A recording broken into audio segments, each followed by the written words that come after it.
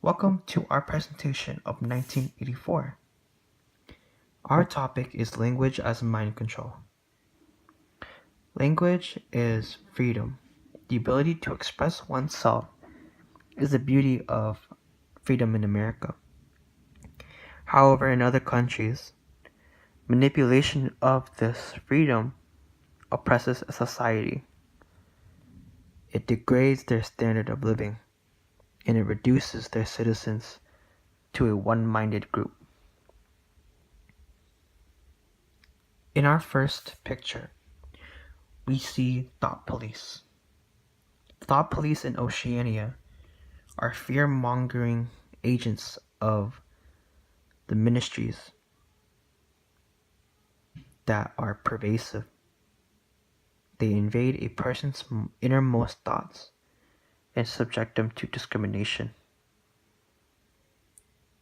Any thought that is against the government leads to vaporization or re-education. The mere threat of thought police leads the citizens of Oceania to tread carefully, not only with what they say, but also with what they think. In our second picture, we see a comic about Orwell's society. We see in the middle a person reading the news. The articles are pro-government. They all depict a positive message about what's going on and the word that is being spread around. However, in the background, we see tanks, we see fire, we see ugly truths that are going around in Oceania. And those ugly truths are being blanketed under. And the reason being is because the only source of the news are coming from the government. This type of redacted information, this type of censorship from the government does not allow the people in Oceania to thrive. It makes the environment uninhabitable for growth. In our third example, we see Big Brother is watching you. These words are echoed throughout the entire story. However, as we learn later on, Big Brother is not an actual person, not confirmed. However, a more allegorical review of it is that Big Brother is a manifestation of the power of knowledge and the self-identity that has been taken away from Oceania. These citizens are birthed as sheep, deprived of any ability to think for themselves. And instead of nurturing that new identity, instead of nurturing the ability to think, governments such similar to Oceania use this ignorance to deprive them of any sort of actions that go against the government. Going to our third part, we see in this North Korean propaganda, we see Kim Jong-il. He is the late monarch, the predecessor of Kim Jong-un. We see him being depicted over a halo, similar to many Christian art pieces. The halo represents power, represents courage. We see him in awe of North Korean citizens. However, this is false propaganda. Many North Koreans know this, that their monarch is not as positive as he is painted.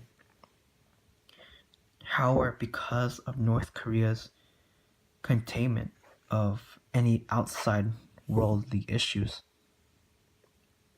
they themselves, according to defectors from North Korea, they themselves are unaware of the large discrepancy between North Korea and other developed nations.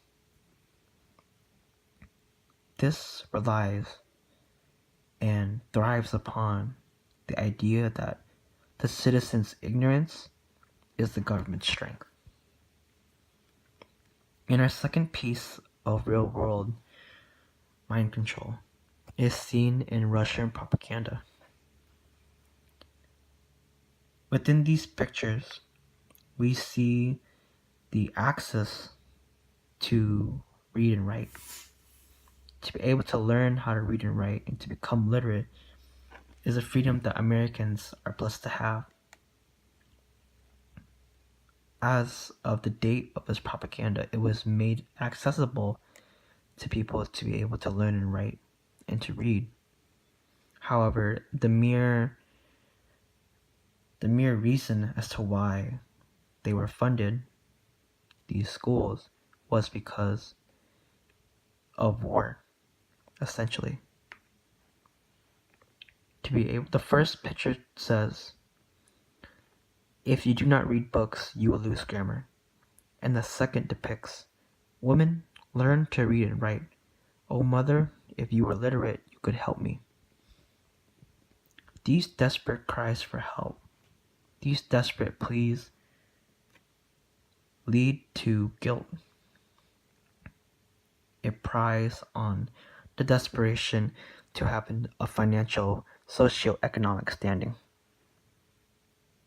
That's similar to Oceania, for Mr. Parsons' kids were brainwashed into having their education center around the glorification of aiding Oceania for war.